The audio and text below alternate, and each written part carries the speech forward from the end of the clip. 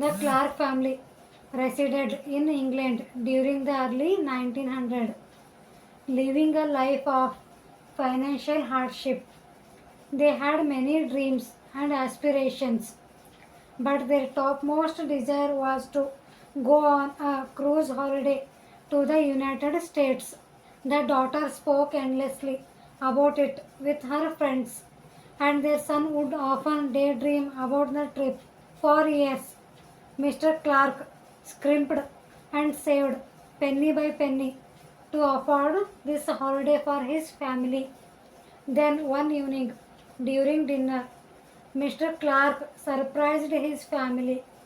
He revealed tickets for their dream voyage, which was just a few months away. Mrs. Clark was so elated that she baked a cake to mark the occasion, and the kids were jumping on the sofas and shouting with joy. That night, the kids even slept with the tickets tucked under their pillows, dreaming about all the fun they would have in America. The next day, as their son was coming home from school, he was eagerly waiting to hold the ticket to the United States in his hands again. Wanting to get home quickly, he decided to take a shortcut. As he was jumping over a fence, something unexpected happened. A stray dog chased him and bit his leg, leaving the small boy crying in pain. He was taken to the hospital where he was administered an injection to protect against infection.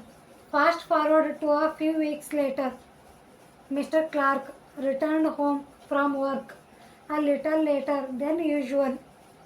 He looked visibly distressed.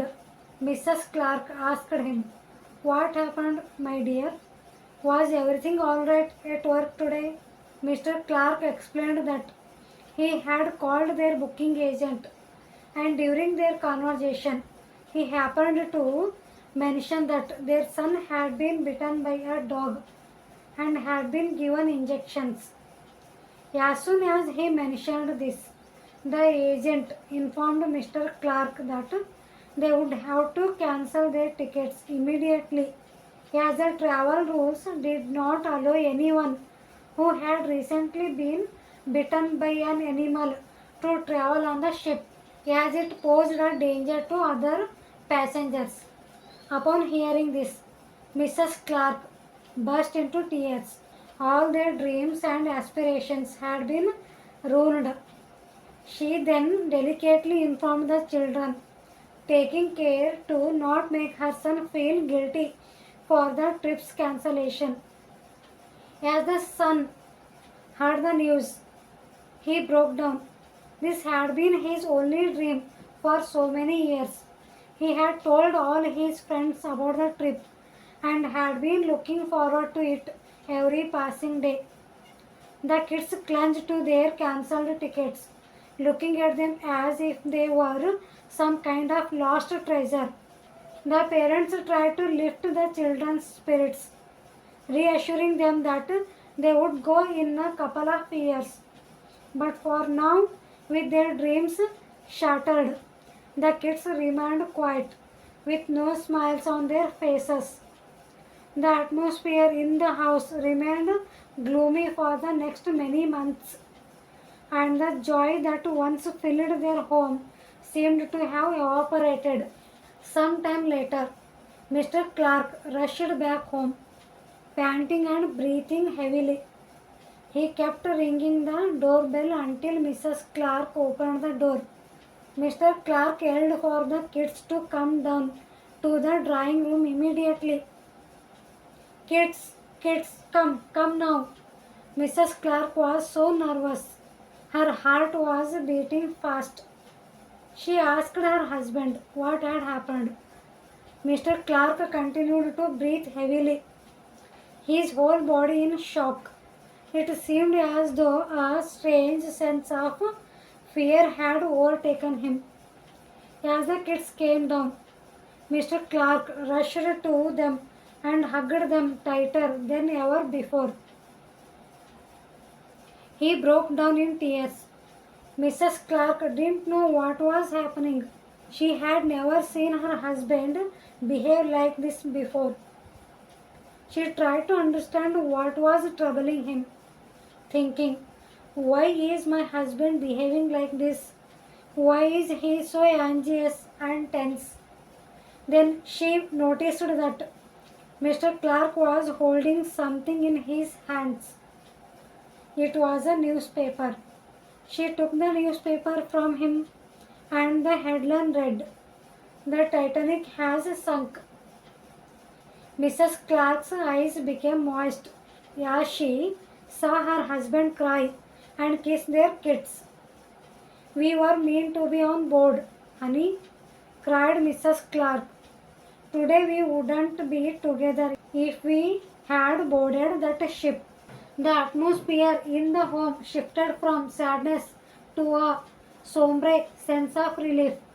It dawned on them that all this time, when they so desperately yearned for something they couldn't attain, a higher plan had been quietly unfolding. This story serves as a reminder that life does not always go as we want. When their plans were cancelled, they were devastated, angrier, depressed. But later, they realized how the seemingly unfortunate incident of their son being bitten by a dog actually saved them. In our lives too, we encounter situations that initially appear unfavorable from the outside. However, this story reminds us that what appears to be a setback may actually be a blessing. It reminds us to navigate through life's ups and downs with grace because there is always a higher plan in place. So, in all those moments in our lives, when we find ourselves frustrated, disappointed, or upset, here is a gentle reminder to give ourselves. When things do not unfold as we wish, there is no reason to brood over it. Know that the divine plan is always much more better than our self created plan. Even if we cannot see it right now, let us not look up to God as a victim and ask, why is this happening to me? Instead, let us look up as a seeker and ask, what could my learning from this situation be? This shift of mindset is easier said than done, but if you start embracing it in even the smallest challenges you face, you will be able to handle them gracefully and won't be tossed up and down by the waves of life. Gradually, you will find yourself feeling more peaceful from within, understanding that life is unfolding exactly as it should, orchestrated by a wisdom far greater than your own.